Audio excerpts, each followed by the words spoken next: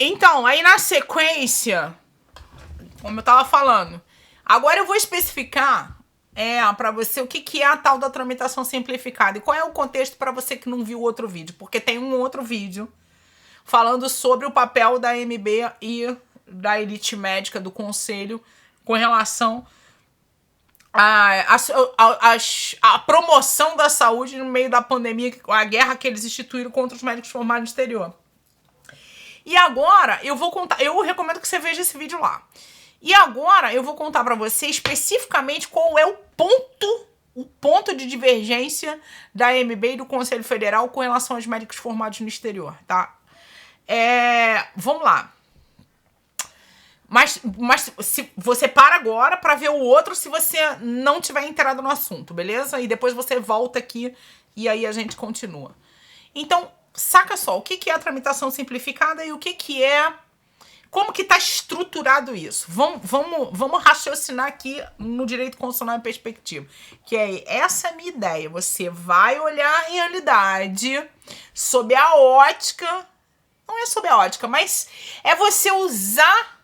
Você entender quais são as estruturas institucionais, né? Como é que isso funciona? E isso é papo do direito constitucional. Não é para ficar uma linguagem lá na faculdade para jurista. É para todo mundo saber, porque a Constituição é para todo mundo. Já dizia lá o professor Peter Aberle lá da Alemanha, que isso também é outra conversa que a gente vai ter.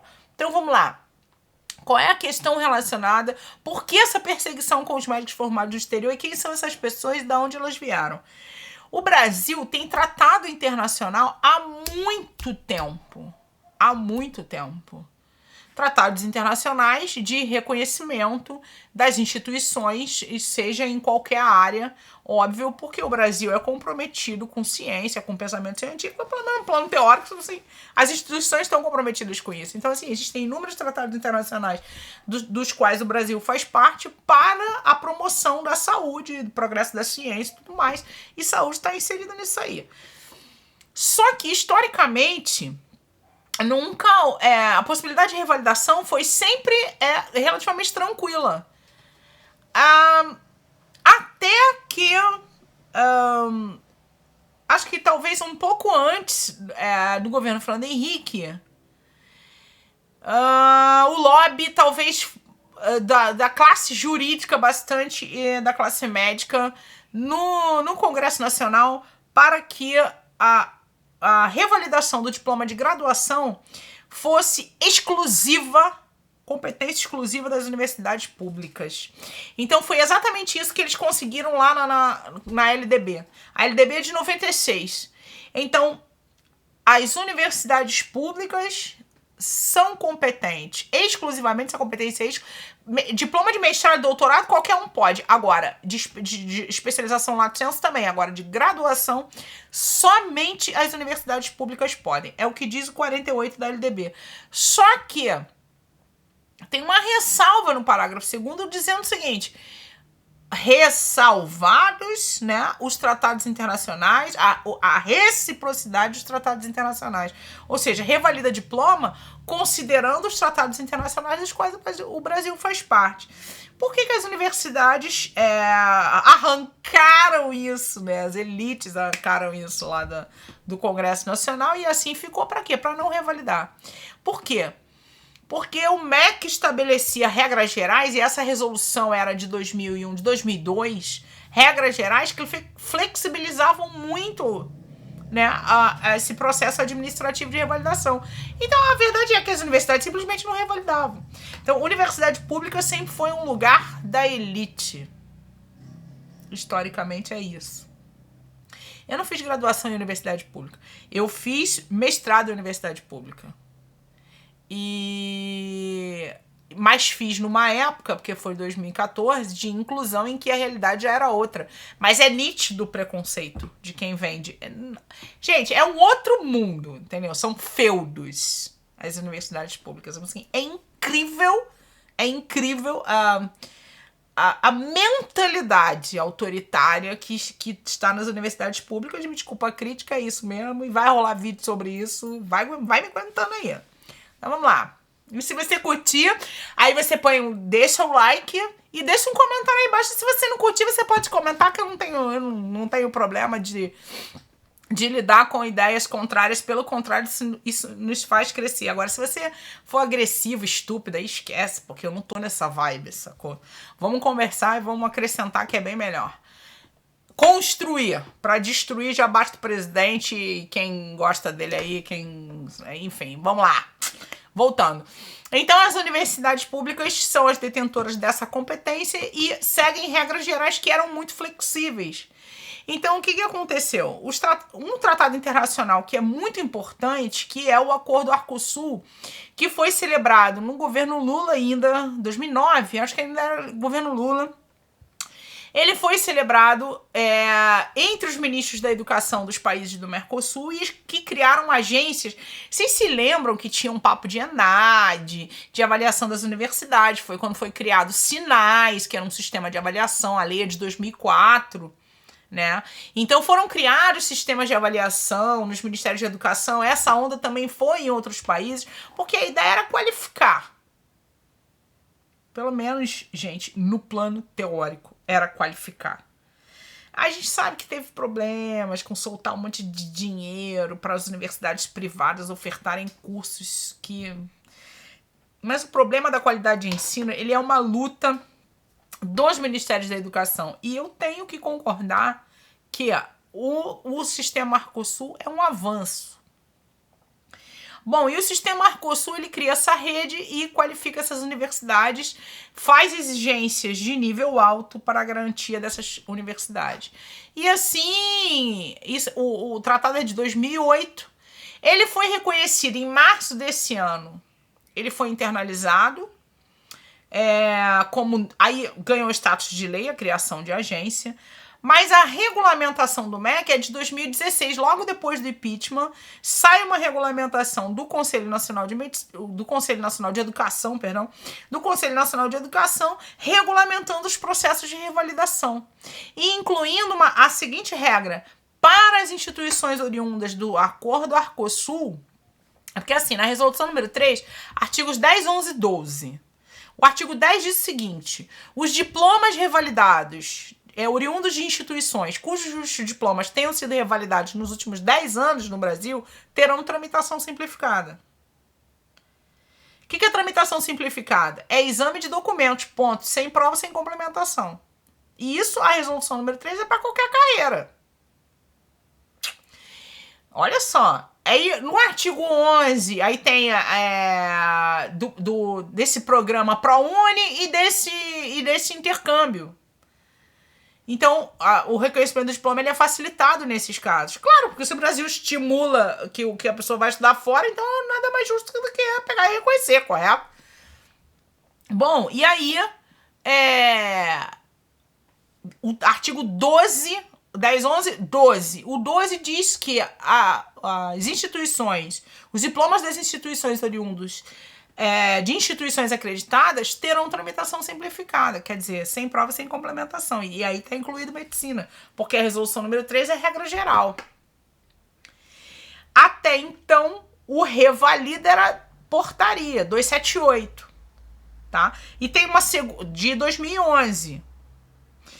Isso também foi criado para que as universidades deixassem de embaraçar a revalidação de diplomas médicos. E agora virou um monstro, sabe? Como muitos sistemas no Brasil são adotados de uma maneira a dar um jeito e depois o negócio dá um jeito e vira monstro. Sabe como é que é? É igual você tampar, sei lá, uma ferida, depois o bagulho fica tudo lascado e tu perde membro, não sei lá, cara. Porque assim, é um negócio que é muito estúpido. O que acontece? Eu vou lhe explicar. Quando em 2011 a instituição do revalida. Com a resolução ainda de 2002. Aí, logo depois do impeachment, vem a resolução número 3 para tentar resolver um problema. E aí, a resolução número 3 é de julho e a portaria 22 é de dezembro. A portaria 22, cara, cria o melhor sistema do mundo, que é o portal Carolina Bore. No portal Carolina Bore, as universidades se cadastram, ela foi ofertada aos reitores, as universidades se cadastram, tem um banco de dados, As universidades públicas e privadas, é óbvio, tem um banco de dados. E assim, é tudo automatizado, de acordo com essas regras. Mas o que acontece com o curso de medicina? As universidades simplesmente não revalidam. Quem revalidou por tramitação simplificada em 2019? Porque o portal é de final de 2016. Em 2017, eu não sei o que aconteceu. Houve um vácuo.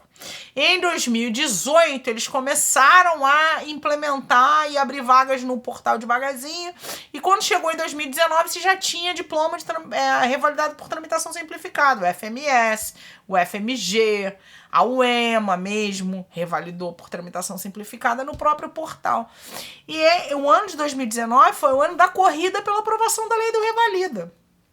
Então, a lei do Revalida tem esse objetivo, porque acabar com a tramitação simplificada, impedir a tramitação simplificada. Tanto é que a UEMA abriu o processo de revalidação fora do portal, mas seguindo a resolução número 3, o que fez o Conselho? Entrou com a ACP, a Ação Civil Pública, dizendo que, sustentando a ilegalidade da tramitação simplificada.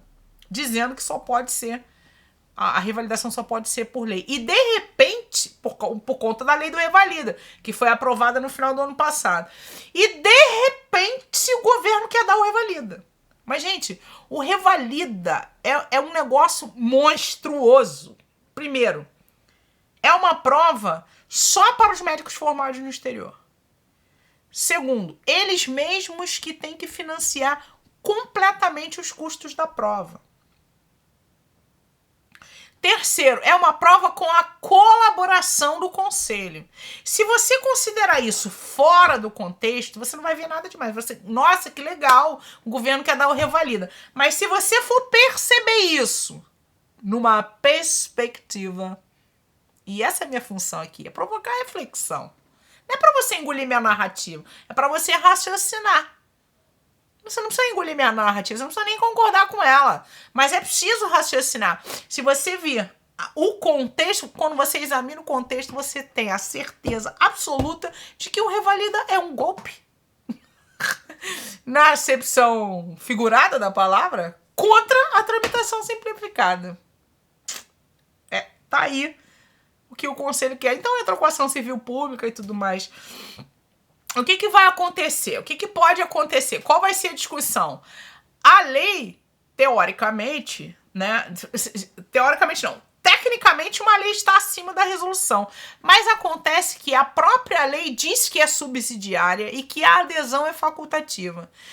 Se a gente considerar que se a gente for considerar que a resolução do Conselho Nacional de Educação ela decorre de uma competência constitucional, porque é o MEC que tem competência constitucional para estabelecer as diretrizes gerais do que se refere às atividades administrativas de educação. CNPq não é assim, CAPES não é assim, então é assim também processo de revalidação.